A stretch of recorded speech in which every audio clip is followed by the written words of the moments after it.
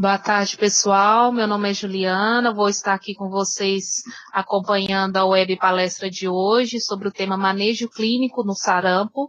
A palestrante convidada de hoje é Normeide Pedreira dos Santos França, doutora em Medicina e Saúde Humana, membro efetiva da Sociedade Brasileira de Pediatria e da Sociedade Brasileira de Imunizações. Desejo a todos uma ótima web palestra. E estarei passando agora a palavra para a palestrante. Boa tarde a todos, espero que estejam ouvindo bem. Agradeço estar compartilhando esse momento com vocês e espero que seja bastante proveitoso para falarmos de um tema que é tão importante, que principalmente para esse momento epidemiológico que estamos vivendo. Vamos começar relembrando que o sarampo é uma doença infecciosa aguda, altamente contagiosa, com a taxa de ataque de 90%. Isso significa que de cada 10 pessoas suscetíveis que entrarem em contato com um doente, 9 vão adquirir a doença. Então, isso é muito sério e nós precisamos estar atentos a todas as questões envolvendo a volta de uma doença que já estava praticamente esquecida por nós, já que não tínhamos casos. A doença se caracteriza por febre, sintomas catarrais, enantema, que são as lesões em mucosa, e exantema, que são as lesões em pele. A transmissão ela é feita pelo contato direto com gotículas de respiração de doentes ou por disseminação aérea. Então, nem sempre vai ser necessário o contato direto com o doente, mas sim com o ambiente onde esse doente se encontra. O contágio ele ocorre 4 dias antes do aparecimento do exantema até 4 dias depois. Então, muito antes de nós termos um diagnóstico já de certeza da doença, a doença já está sendo transmitida. Sabemos que os imunocomprometidos, como para outras doenças também, não só para o sarampo, eles excretam o vírus por via respiratória por um tempo maior. Então, essa excreção pode ir até o final da doença, não só nesse período de 4 dias antes e 4 dias depois. E o agente etiológico dessa doença, ele é um vírus, ele é RNA e é da família Paramyxoviridae, do gênero Morbillivirus. Esse vírus, ele traz consigo uma alta morbimortalidade. Então, além de ser uma doença que realmente é grave, com risco de complicações graves, tem uma mortalidade alta. Nos Estados Unidos, a mortalidade é de 1 a 3 para 1.000. Então, são os trabalhos que nós temos de lá. Como nós estamos sem a doença há muito tempo, nós não temos estatísticas mais recentes de mortalidade em nosso meio. A letalidade, ela é maior em imunodeprimidos e em desnutridos. Também naquelas pessoas com baixo acesso a saneamento básico, a condições de higiene, a letalidade acaba sendo maior. É uma doença cosmopolita, então todo mundo pode ter, não é uma doença de países pobres, é uma doença do mundo inteiro, porque a distribuição dessa doença, ela está muito mais ligada à adesão à vacinação do que a ser pobre ou ser rico.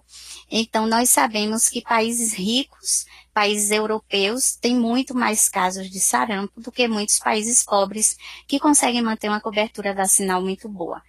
Não há uma predileção de sexo pelo vírus, etnia tampouco, e classe econômica social também não. Agora, uma doença de sazonalidade preferencial pela primavera, então final do inverno, início a primavera toda até o início do verão. Mas nós sabemos que essas doenças todas têm mudado seu comportamento. E nós temos um país muito grande que o clima é muito variável e às vezes as condições climáticas em uma região do Brasil são diferentes da outra. Então nós podemos ver o sarampo em outras épocas também, que não só na primavera, embora seja mais volumoso o número de casos nessa época. No mundo, eu fiz um recorte aqui apenas de 2016 a 2018, porque tem sido o período mais crítico dos últimos anos. Então, em 2016, foi considerado zona livre de sarampo toda a região das Américas. E a partir daí começaram a surgir casos que não estavam mais sendo esperados. Então, começou a ter um comportamento epidêmico na Europa, em vários países, também da Ásia, da África. Então, nós vemos aí na casa de milhares de casos na Romênia, na Itália, na Ucrânia, na Nigéria, na Indonésia e na Índia, aqui o maior número de casos desses em 2017. Também em 2017 nós vimos o sarampo ressurgir nas Américas. E aí nós temos 189 casos nos Estados Unidos, 189 casos nas Américas, sendo 120 nos Estados Unidos, 104 na Venezuela, Canadá com 45 casos, Argentina com 3, isso em 2017, e agora em 2018 já vários casos também nas Américas, e nós temos os casos que estão ocorrendo no Brasil. No Brasil eu fiz uma linha do tempo um pouquinho maior, desde a história do PNI, que começa em 1973, a primeira campanha de vacinação contra sarampo pelo Programa Nacional de Imunizações. E aí, então, o estabelecimento de um plano de eliminação do sarampo em 92, a partir de 99 foi que realmente se conseguiu implantar esse plano de eliminação, e nós conseguimos em 2000 ter o último surto de sarampo no Brasil, que foi no Acre. Infelizmente, continuaram acontecendo alguns casos, mas, por outro lado, felizmente, casos que foram controlados e não se disseminaram, e foram casos importados. Então, nós tivemos casos importados do Japão em 2001, 2002, poucos casos. Em 2006, nós tivemos aqui na Bahia, no município de João Dourado, 57 casos, e felizmente não se espalharam, ficaram restritos àquela região. Em 2010, um caso em Belém, 2 casos em Porto Alegre, e em 2013 e 2014 foi que nós tivemos um número maior de casos, que foram surtos no Nordeste, contando 916 casos no Ceará e 226 casos no Pernambuco. Confesso que fiquei muito temerosa nessa época, porque nossos vizinhos com tantos casos, mas felizmente não nos afetou aqui na Bahia. Entretanto, o momento epidemiológico do país agora, ele realmente preocupa. Nós estamos até o dia 1º de agosto, com 742 casos no Amazonas, 280 em Roraima, um caso em São Paulo, 14 no Rio de Janeiro, 13 no Rio Grande do Sul, um caso em Roraima e 2 no Pará. Então, já são 1.053 casos, o que realmente preocupa a situação epidemiológica do nosso país. Então, vamos conhecer um pouco da doença, como é que ocorre o sarampo, como é a agressão do vírus e como a doença se desenvolve. Então, a partir do momento em que o indivíduo se infecta pelo vírus do sarampo, esse vírus ele vai penetrar pelo epitélio respiratório superior ou através da mucosa conjuntival e vai começar a se multiplicar na mucosa desse trato respiratório. Aí está correndo a partir daí um período de incubação, variável de 8 a 12 dias, e então, após essa multiplicação no trato respiratório, começa a haver uma disseminação para os linfonodos regionais e para as células do sistema retículo endotelial. Aí, então, já se estabelece a viremia primária, que é cerca de 2 a 3 dias depois, e nós estamos, então, no período prodrômico, que vai durar de 1 a 7 dias, com uma média de 4, e vamos depois entrar na viremia secundária. Essa viremia secundária, ela é caracterizada pela disseminação do vírus nas superfícies corporais, onde se apresenta com febre alta, mal-estar e anorexia. Então, já é um período sintomático aí. Ocorre um envolvimento de toda a mucosa respiratória, causando um dano direto nessa mucosa, em todo o trato respiratório, e a partir daí, então, podemos ter uma infecção respiratória pelo próprio vírus, que geralmente nós vamos verificar ao raio-x de tórax, um comprometimento intersticial, um infiltrado intersticial. Nessa fase também nós vamos encontrar um comprometimento da imunidade celular. Essa imunidade vai estar deprimida e vai favorecer a complicação por bactérias. Então, nós temos complicações virais pelo próprio vírus do sarampo e temos complicações bacterianas por bactérias que vão ser oportunistas nesse momento em que a imunidade celular vai estar afetada. E temos também a presença de células gigantes multinucleadas que vão caracterizar um sinal patognomônico, que são as manchas de Koplik ou Koplik, como muitos falam. A partir daí, então, se instala o quadro clínico da doença. Então, nós vimos que tem um período de incubação que varia de 8 a 12 dias, seguido de pródromos de 1 a 7 dias, com uma média de 4 dias. E vamos, então, entrar no período de manifestações clínicas, onde esses indivíduos vão apresentar febre de intensidade variável, mas geralmente a febre é alta, sintomas catarrais, manifestados por coriza, conjuntivite, tosse, um enantema característico, que são essas manchas de Koplik ou Koplik, e a criança ou o adulto de sarampo, ele tem uma face de doente, ele tem cara de doente, ele não é aquele doente que você olha e acha que ele está com estado geral bom e que ele não tem cara de doente, não. O sarampo, ele traz a doença estampada na cara.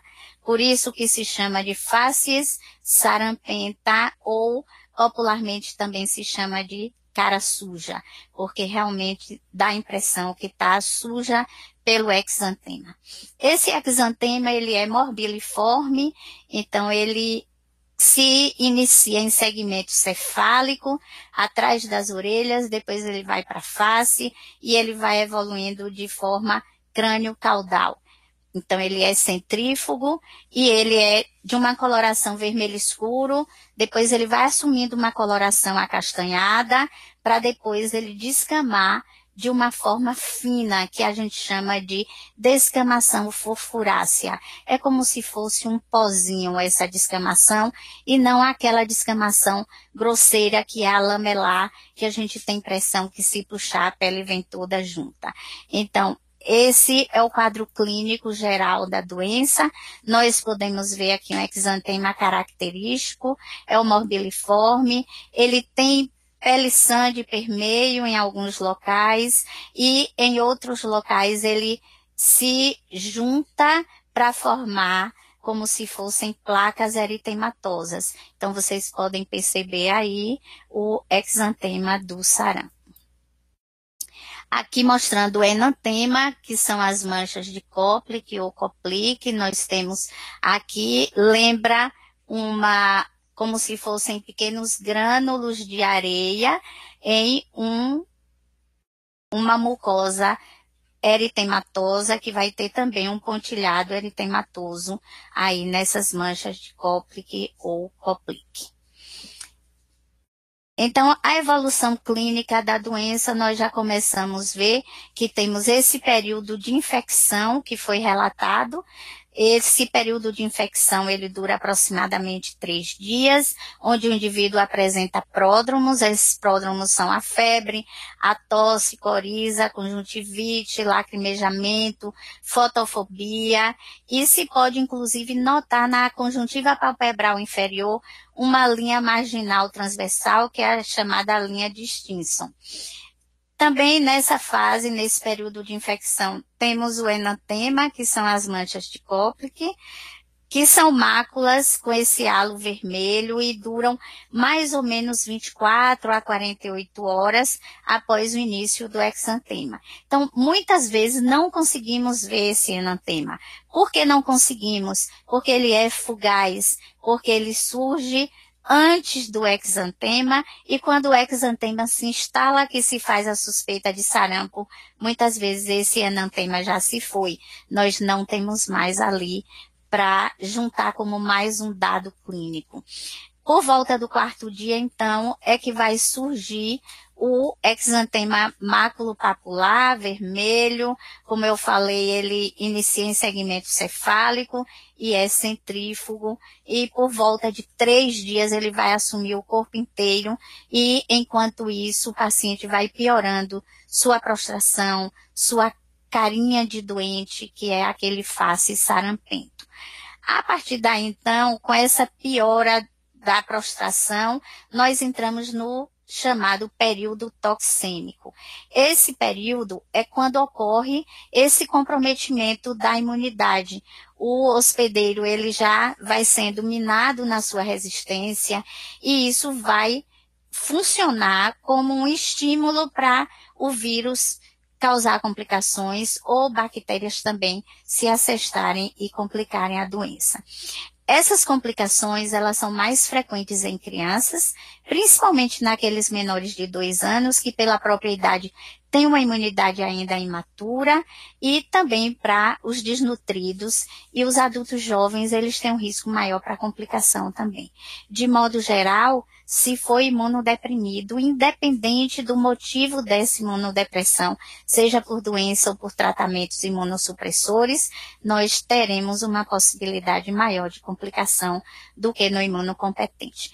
Por fim, o período de remissão, onde esses sintomas vão diminuindo progressivamente, a febre vai declinando, esse exantema que era vermelho, ele vai escurecendo aos poucos, ele se torna acastanhado, acinzentado e depois então ocorre a descamação furfurácea.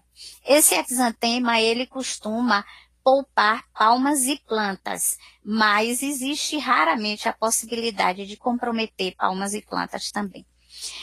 Então, o diagnóstico, ele não é somente clínico.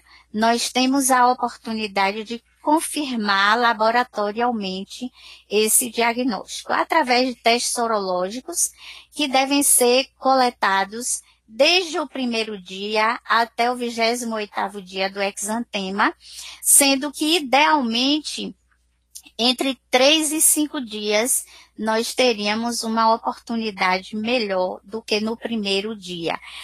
Por outro lado, amostras tardias, depois de 28 dias, embora não sejam ideais, também não devem ser desprezadas.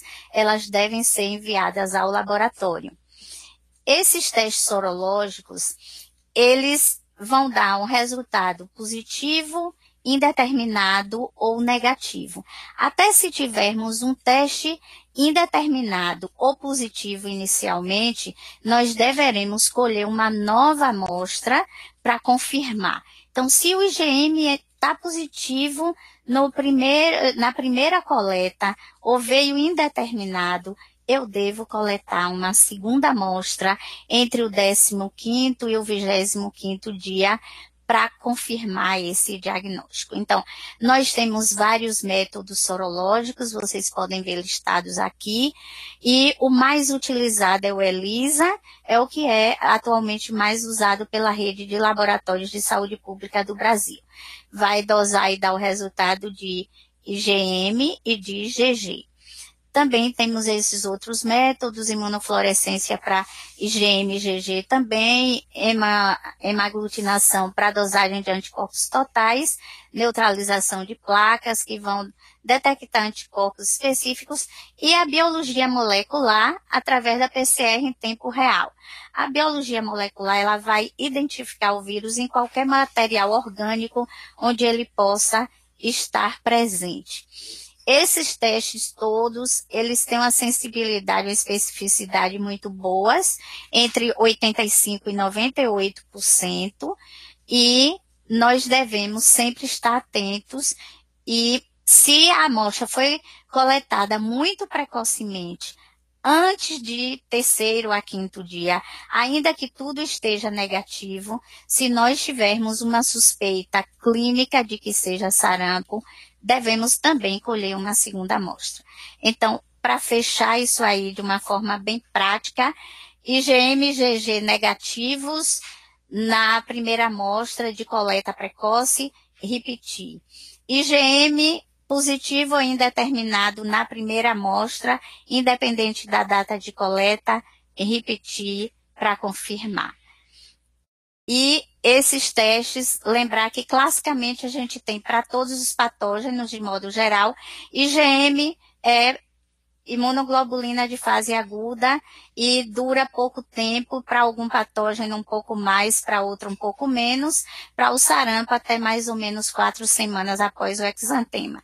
E IgG, que é uma imunoglobulina de memória e que vai permanecer detectável ao longo da vida. Então, nós temos essas possibilidades de confirmar o diagnóstico laboratorialmente.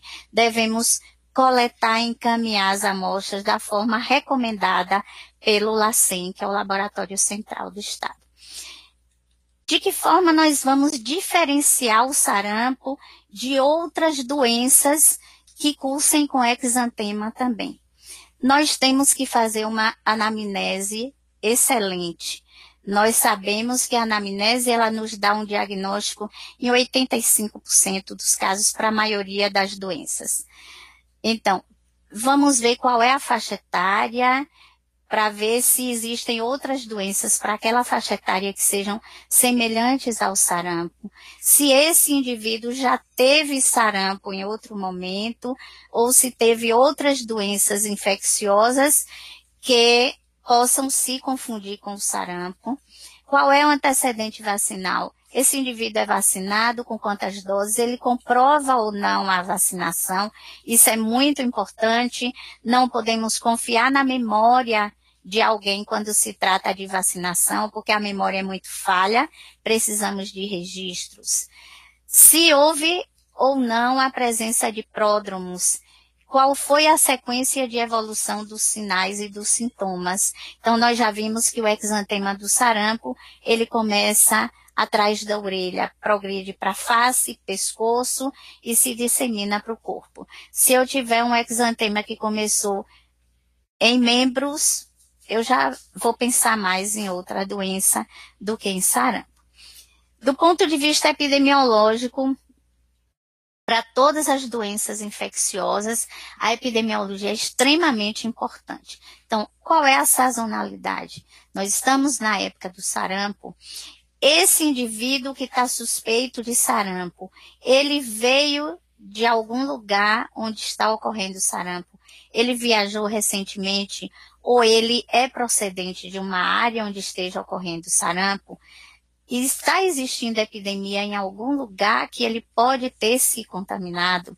E eu tenho que conhecer como é feito o contágio, qual é o período de contágio, período de transmissibilidade, se esse indivíduo pode ter tido contato com alguma fonte de contágio, se usou medicamentos recentes, se usa imunossupressores e se foi exposto a infecções sexualmente transmissíveis que também podem cursar com exantema em fases agudas. Então, tudo isso nós temos que coletar esses dados com muito cuidado, com muita atenção. E aí, então, vamos partir para o exame físico, que se a nossa anamnese nos dá 85% de possibilidade de estabelecer um diagnóstico, o exame físico ele vai contribuir com 10% para a confirmação desse diagnóstico.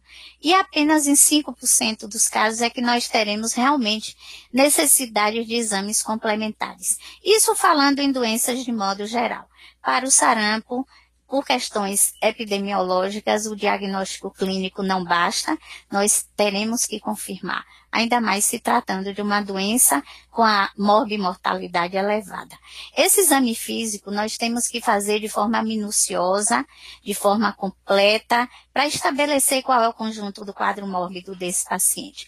Como é que está o estádio geral dele, onde está esse exantema, quais são as suas características e se existem outras alterações associadas, como, por exemplo, adenomegalia, hepatosplenomegalia, se há envolvimento neurológico, se há envolvimento pulmonar, cardiovascular e se há presença de sinais patognomônicos para determinadas doenças, nós vamos então ver se o nosso diagnóstico está mais para sarampo ou mais para outras doenças.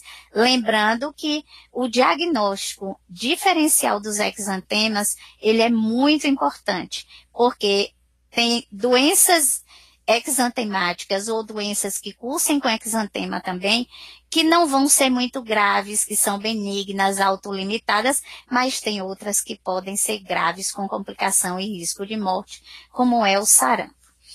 Então, esse diagnóstico diferencial, ele vai ser feito com todas as doenças que cursem com exantema maculopapular morbiliforme, que é o tipo do exantema do sarampo. Então, como eu disse para vocês, são manchas e pápulas eritematosas, tem esses intervalos de pele sã, de permeio, e que podem confluir e formar placas, como vocês podem ver aqui. Então, que doenças podem ter um exantema parecido com esse? O sarampo, a rubéola, embora o exantema da rubéola ele seja mais clarinho, ele é mais rosadinho do que o do sarampo. O exantema súbito é uma faixa etária restrita, é para bebês menores de 2 anos, bebês que estão muito bem, que têm um estado geral excelente, que não têm esse quadro de comprometimento e de prostração que o sarampo dá. A dengue, a zika, as enteroviroses, e enteroviroses têm dificuldades diagnósticas, porque o exantema pode ser polimorfo nas enteroviroses. Nós podemos ter enterovírus com vários tipos de exantema. A leptospirose pode dar exantema parecido, a toxoplasmose, a mononucleose infecciosa, a doença de Kawasaki, que também pode ter outros tipos de exantema e muitas outras doenças. Então, para cada uma dessas doenças, nós temos características que vão diferenciá-las e que vamos, então, estabelecer um diagnóstico para uma ou para outra, na dependência da anamnese, na dependência da epidemiologia, do exame físico e do tipo de exantema. O exantema por si só, ele já fala muito. Também situações não infecciosas, nós temos para nos confundir com o sarampo e com outras doenças, que são as reações medicamentosas, principalmente aqueles fármacos que classicamente nos dão reações mais importantes, como a aspirina, como a sulfa, o mercúrio, as penicilinas, enfim, nós temos várias situações de farmacodermias, de reações a medicamentos que podem ser confundidos com várias doenças que cursam com exantemas.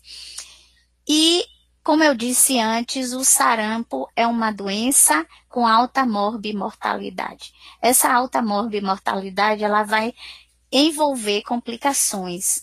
Essas complicações, elas podem ocorrer em qualquer indivíduo, mas elas são mais frequentes em imunocomprometidos. Se o meu paciente suspeito de sarampo tem febre por mais de 3 dias após o início do exantema, isso para mim já deve funcionar como um sinal de alerta e eu tenho que pensar que ele pode ter alguma complicação em andamento ali para se manifestar a qualquer momento. E que complicações seriam essas? As complicações respiratórias, então a otite média, a broncopneumonia, a laringotraqueobronquite. Podemos ter gastrointestinal, então a diarreia, e problemas neurológicos, que são a encefalite, um caso para 1000, e que costuma ocorrer depois do 20º dia de doença, podendo haver a possibilidade de dano cerebral permanente. Então, uma situação grave por essa possibilidade de sequela permanente. E a panencefalite esclerosante subaguda, que é uma doença neurodegenerativa, rara, felizmente rara, porque ela é fatal, e que pode ocorrer tardiamente, de 7 a 11 anos após o sarampo, e leva a uma deterioração intelectual e outras manifestações neurológicas, como convulsões, mioclonias, e evoluir para a descerebração espástica e morte do paciente. Então, são complicações bastante graves, essas neurológicas. É uma doença para a qual não temos um tratamento antiviral específico, como temos para alguns vírus. O tratamento é basicamente sintomático e também tratar as complicações que o nosso paciente apresente. Existe uma recomendação da Organização Mundial de Saúde, que é a recomendação mais atual do uso de vitamina A para todas as crianças com sarampo agudo, independente do seu país de residência, independente de ser desnutrido ou não. A dose seria para crianças maiores que 12 meses, 200 mil unidades, entre 6 e 11 meses, 100 mil, e menores de 6 meses de idade, 50 mil. Uma vez ao dia, durante 2 dias.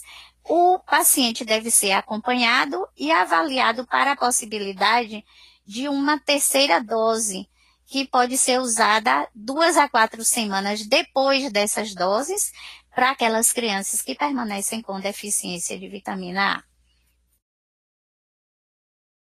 A. A prevenção da doença. Já que é uma doença que é transmissível por via respiratória, nós temos que isolar esses doentes e, principalmente, se eles forem hospitalizados, nós temos que isolá-los até pelo menos 4 dias após o aparecimento do exantema. Se forem imunocomprometidos, durante a doença inteira, porque nós vimos que eles têm a possibilidade de eliminar o vírus pela via respiratória durante o período todo de doença. E a única ação que realmente é capaz de evitar a doença é a vacinação. Durante 2000 até 2016, a vacina conseguiu reduzir 84% dos casos de sarampo. Isso é uma coisa excelente. E conseguiu impedir 20,4 milhões de mortes. Então, isso aí, sem comentário, né, gente? É muito boa uma vacinação que consegue prevenir tanta morte assim. E nós temos que aproveitar o que nós temos de bom. E a vacinação é a nossa principal arma contra o sarampo, essa doença tão grave e que pode ser letal. Em 2016, ocorreram 89.780 mortes por sarampo no mundo. E foi o primeiro ano em que ocorreram menos que 100 mil mortes por sarampo, graças à cobertura vacinal, que aproximadamente 85% das crianças do mundo receberam uma dose da vacina contra o sarampo no primeiro ano de vida. Mas isso não é suficiente. 85% significa uma redução dessas mortes, mas ainda morre muita gente. Então, a gente precisa melhorar a cobertura vacinal e onde foi 85%, nós precisamos nos empenhar e trabalhar para chegar próximo a 100%. O ideal é o mínimo de 95% de cobertura vacinal contra o sarampo. Mas também não basta ter 95% de cobertura vacinal. É preciso termos coberturas vacinais homogêneas. O que isso significa? Que eu não posso ter um município com 60, um com 100, um com 80, outro com 75. Eu tenho que ter 95 em todos os locais. E no mesmo município eu não posso variar essa cobertura em bairros. Eu tenho que ter 95 em todos os bairros. Então, além de alta cobertura vacinal, 95 ou mais, eu tenho que ter uma cobertura homogênea, ou seja, todos os lugares acompanhando esse 95%. Nós temos vacinas disponíveis gratuitamente na rotina e em campanhas. E na rotina nós não temos somente uma faixa etária reduzida, nós temos a possibilidade de vacinar crianças, de vacinar adolescentes e de vacinar adultos. Então nós precisamos usar essa ferramenta que nós temos, que é tão importante, que está disponível gratuitamente. E além de disponíveis em rotina, nós temos a disponibilidade em campanhas que periodicamente se realizam. A vacina tríplice viral, que é contra o sarampo, a cachumba e a rubéola, aos 12 meses de idade, e a tetraviral, sarampo, cachumba, rubéola e varicela aos 15 meses. Para aquelas pessoas que não tomaram 2 doses, então devem buscar as unidades de saúde para verificar seu estado vacinal e completar sua vacinação.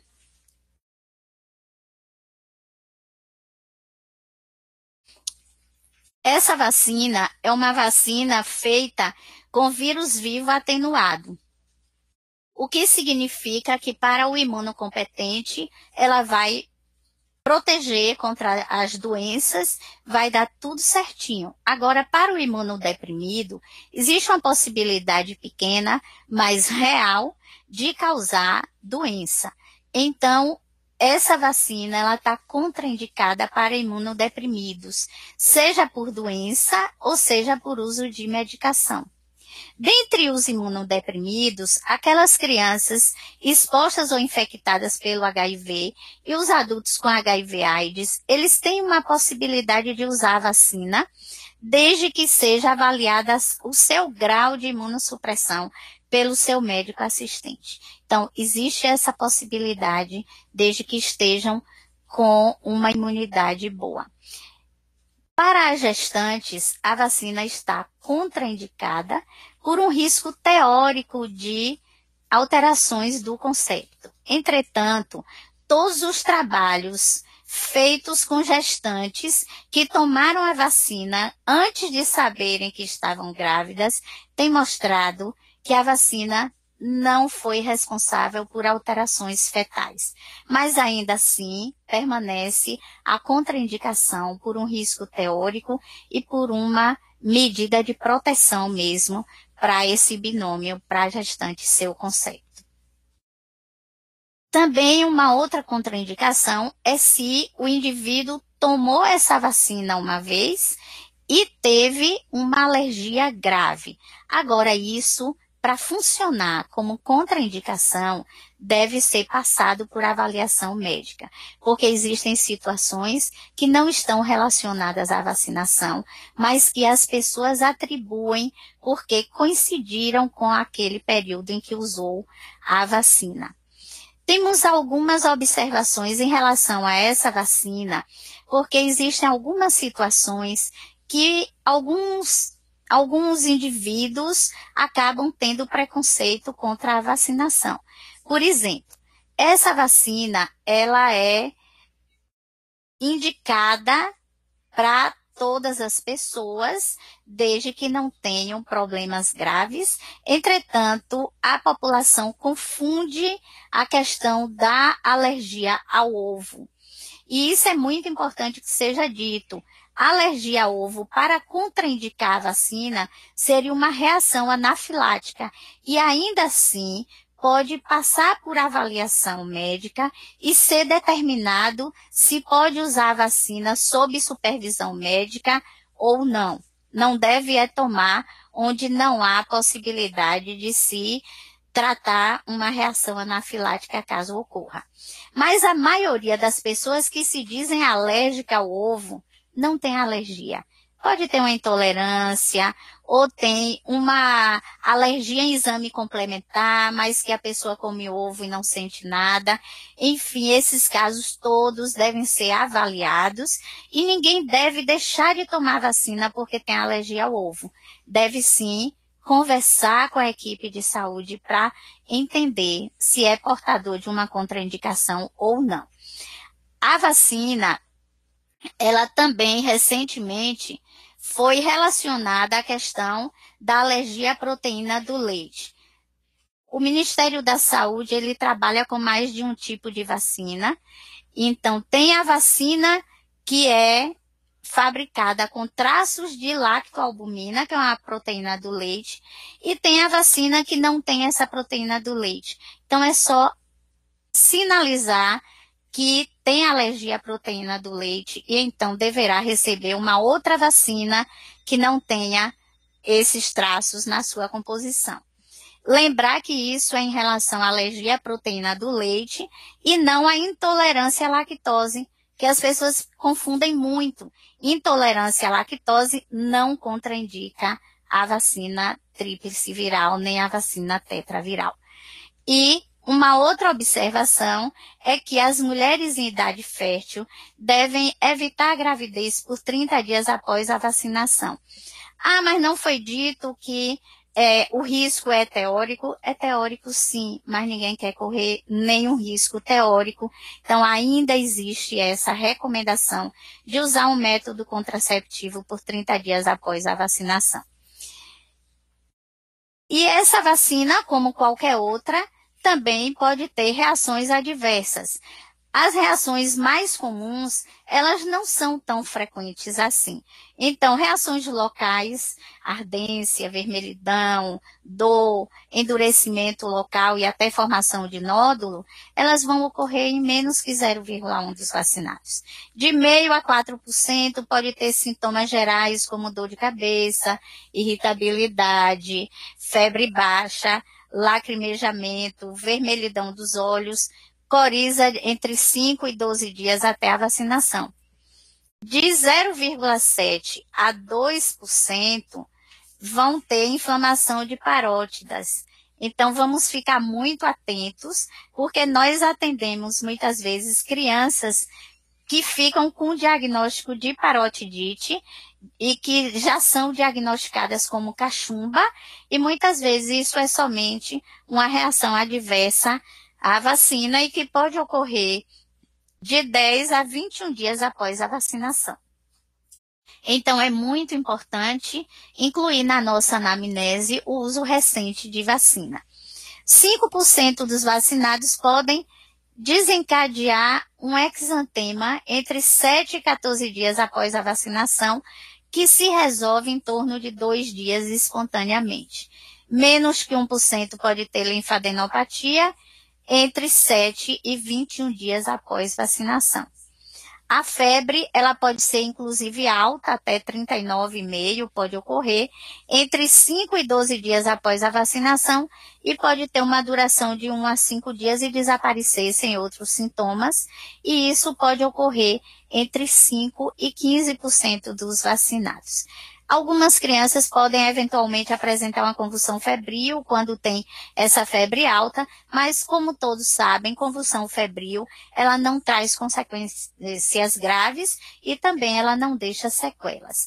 Agora, uma coisa extremamente importante que ocorre sempre nas redes sociais é aquela informação de que a vacina tríplice viral, ela causa autismo. Isso é mito, isso é fake. Isso resultou de quê? De um trabalho, algumas décadas atrás, que foi publicado numa revista muito bem conceituada e que deixou a comunidade científica apavorada, porque o sarampo era uma doença grave e que tinha essa possibilidade.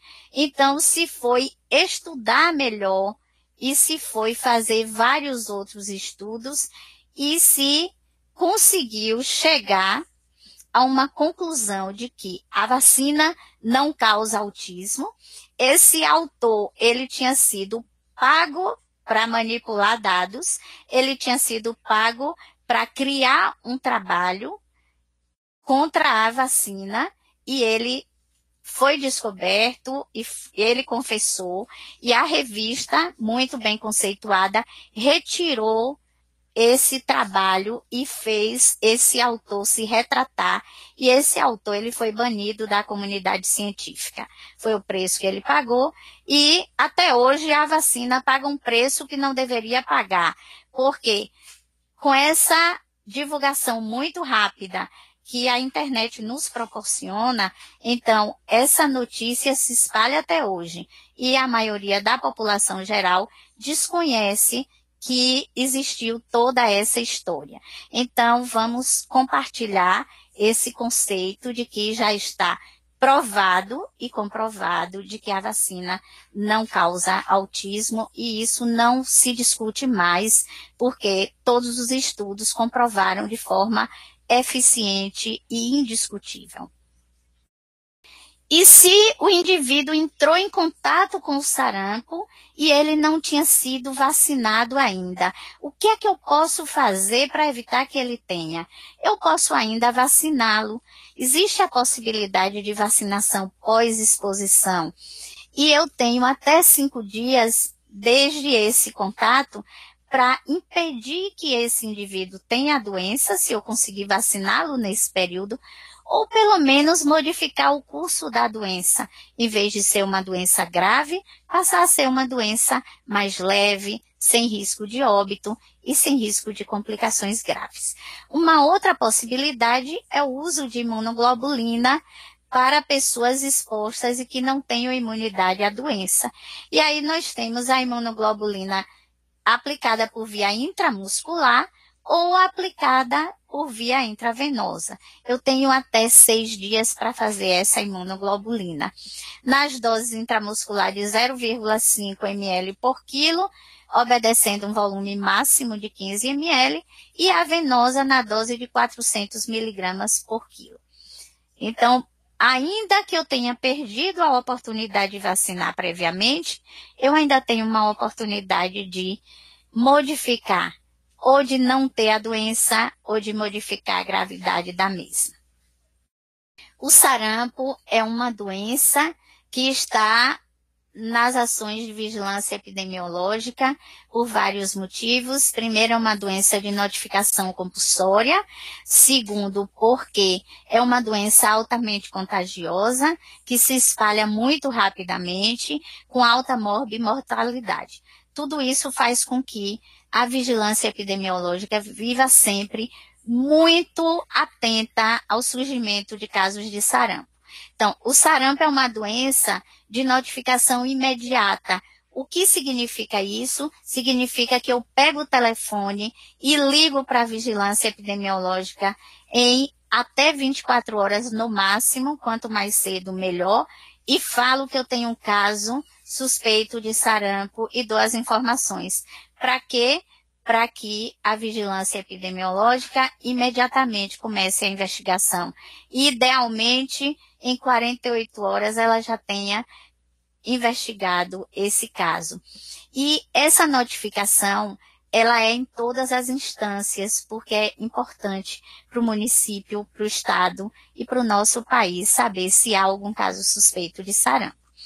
E então, a vigilância epidemiológica, ela vai coletar exames, e esses exames, o tempo de coleta vai depender do tempo de aparecimento do exantema. Esse exame vai ser o quê? Eu vou coletar um swab de oro e nasofaringe e também vou coletar urina, preferencialmente em 3 dias até 5, mas como nós vimos, as coletas podem ser mais tardias se não puderem ser feitas em tempo hábil. O sangue eu tenho a possibilidade até 30 dias para coleta e o material deve ser encaminhado ao LACEN rapidamente, no máximo até 48 horas. Fazer bloqueio vacinal seletivo nas primeiras 72 horas da notificação para todos maiores de 6 meses até 49 anos, fazer a busca ativa de casos suspeitos, avaliar e reavaliar coberturas vacinais. Isso é de extrema importância, vacinar todos os grupos de risco e fazer o isolamento dos doentes até 4 dias do período do exantema ou até o fim da doença se for imunocomprometido. Chamar atenção para a nossa campanha nacional de vacinação contra o sarampo de 6 a 31 de agosto de 2018. Vamos levar essa informação para todos e trazer todos para a campanha para evitar que a doença se espalhe em nosso país, para evitar que atinja a nossa região, nossos municípios. Aqui os conceitos de vigilância epidemiológica. Eu vou notificar, é meu caso suspeito de sarampo, não é o caso confirmado. A confirmação é posterior. Então, o caso suspeito é todo paciente que, independente da sua idade, independente da sua situação vacinal, apresente febre e exantema maculopapular, acompanhado de um ou mais dos seguintes sinais e sintomas: tosse, e ou coriza, e ou conjuntivite, ou todo indivíduo com história de viagem para a região de risco nos últimos 30 dias ou de contato no mesmo período com alguém que viajou para essas regiões de risco. Confirmado é aquele que é o caso suspeito e foi confirmado por algum critério de confirmação, que nós vamos ver já, e apenas um caso de sarampo já se configura em um surto. Então, o conceito de surto para essa doença é diferente dos outros. Se eu tenho um caso confirmado, eu já tenho um surto. E o surto só se encerra se após 90 dias do aparecimento do exantema do último caso, não teve nenhum caso novo. E quais são os critérios de confirmação? Nós temos o critério laboratorial, que é todo caso suspeito que teve um exame laboratorial reagente ou soro positivo para IgM, confirmado por aquela segunda amostra que nós vimos, e que tem uma análise clínica epidemiológica sugestiva e confirmada para sarampo. Então, todos esses casos, eles são confirmados por esse critério, e temos ainda aquele critério epidemiológico, que é o caso que nós não conseguimos confirmar aquele caso por critério laboratorial, mas ele teve contato com casos confirmados e preenche o quadro de caso suspeito. E aqui as nossas referências, e eu espero que vocês tenham tirado muitas dúvidas, mas se restarem, nós estamos aqui para esclarecer. Muito obrigada pela atenção de todos.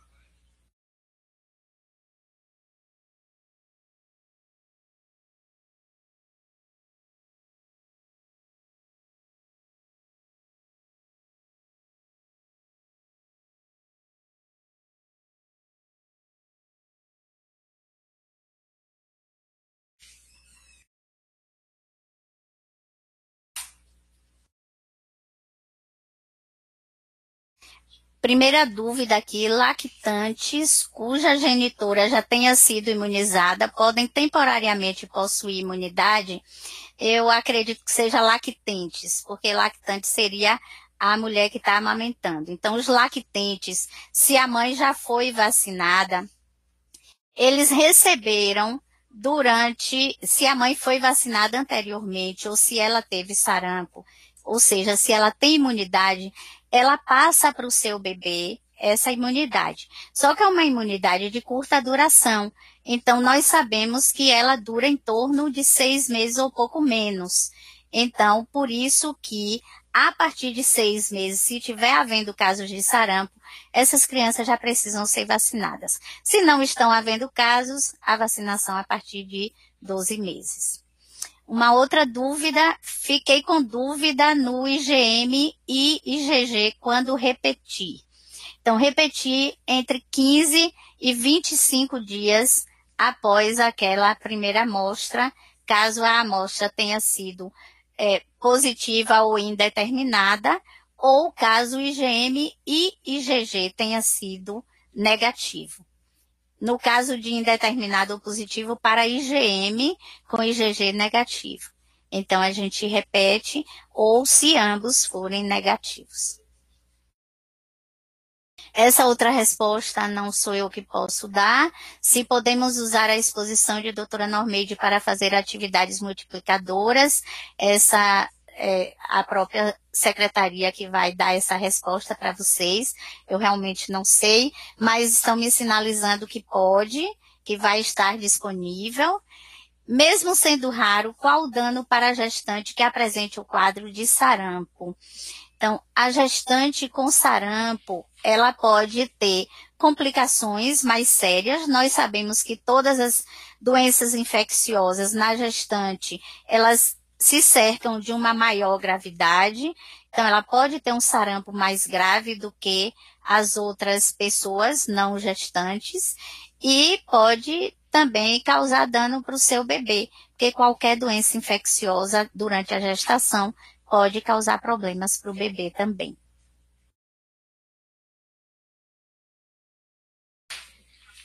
Temos mais uma uma pergunta aqui: como está a situação da Bahia em relação ao controle e acompanhamento do sarampo?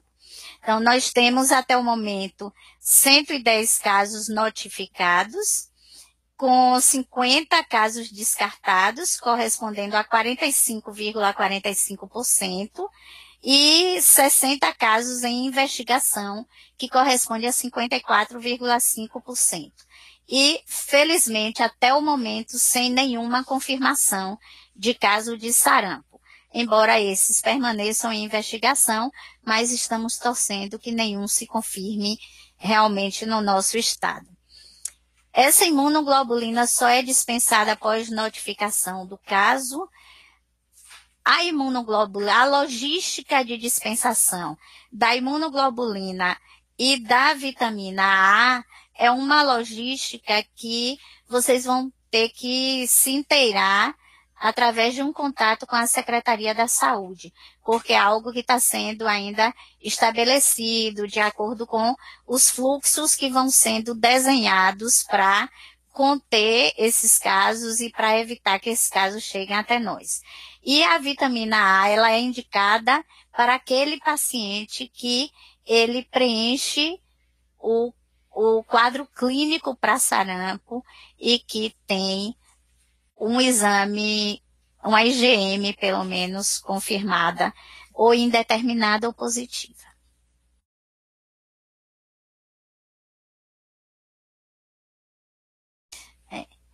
Alguma dúvida mais? Vamos aproveitar esse momento para discutir. Sarampo é uma doença antiga, a maioria das pessoas que trabalham na área da saúde atualmente não conhece, nunca viu, porque felizmente são décadas que a gente não vê sarampo.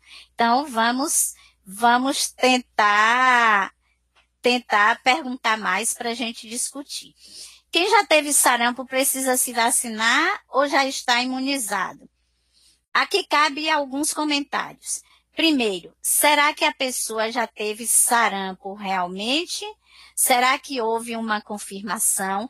Porque na nossa prática médica, o que nós vemos é muita gente falar que a criança está com sarampo e quando chega até nós vemos que é outro tipo de doença e não o sarampo. Então, é muito importante saber se realmente já teve. E lembrar que é uma vacina contra 3 doenças diferentes.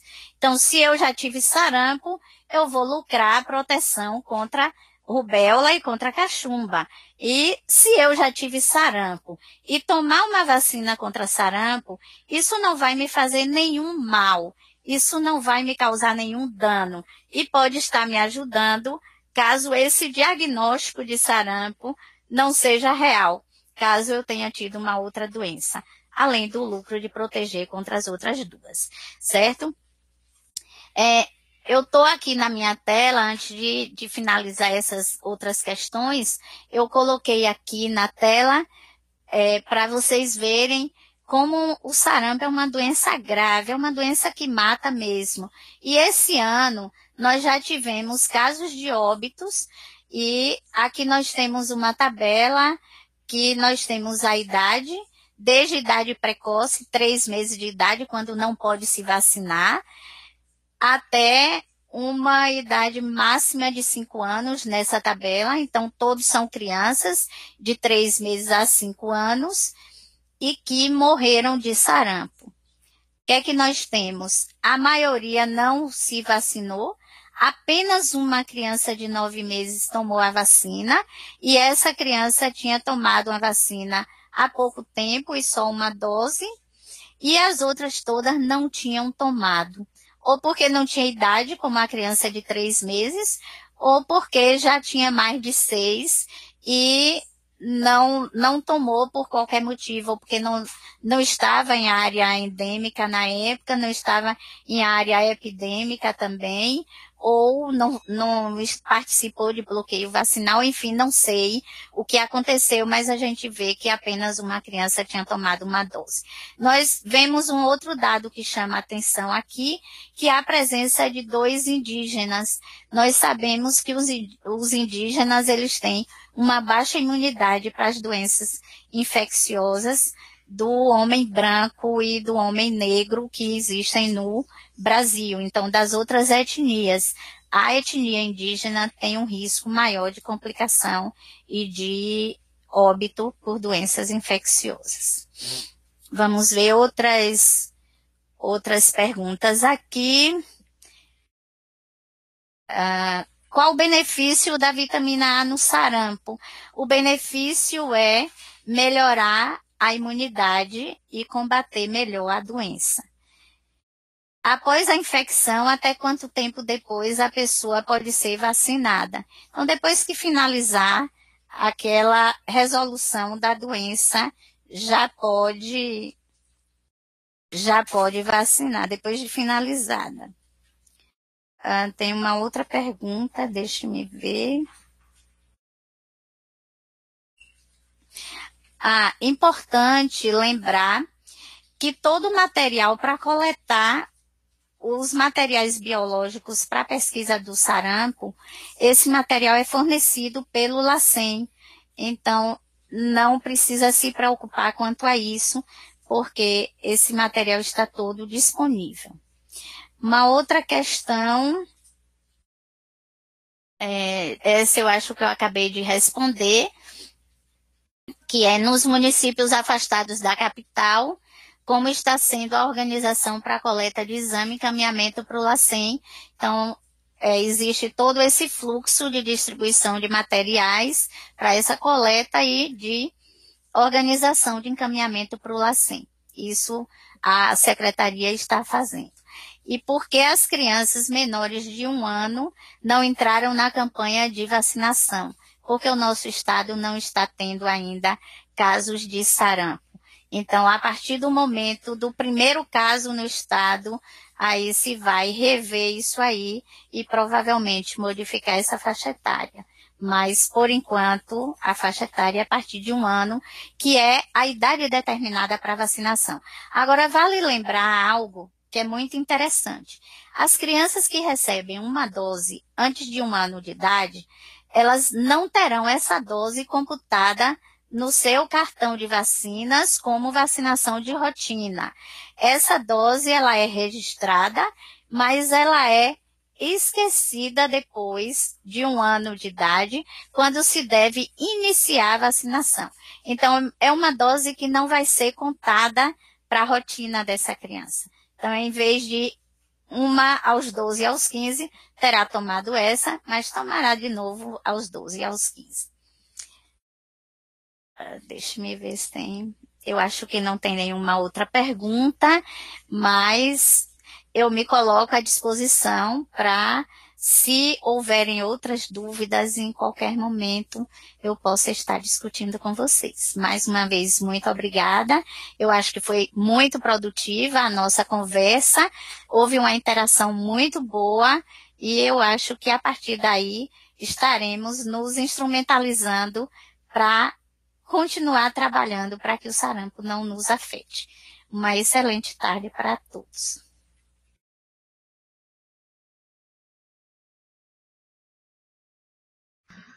Bom, pessoal, a nossa web de hoje está se encerrando. Gostaria de agradecer a presença de todos aqui. Tivemos uma excelente participação de vários municípios baianos. Lembrando que amanhã nós teremos uma nova web que será sobre o novo sistema de gestão do programa Bolsa Família. Então, convidamos, a todos a participarem de mais essa atividade aqui conosco no Telesaúde Bahia. Agradecemos, então, a palestrante Normente Pedreira pela excelente explanação aqui para todos nós. Muito obrigada e até a próxima.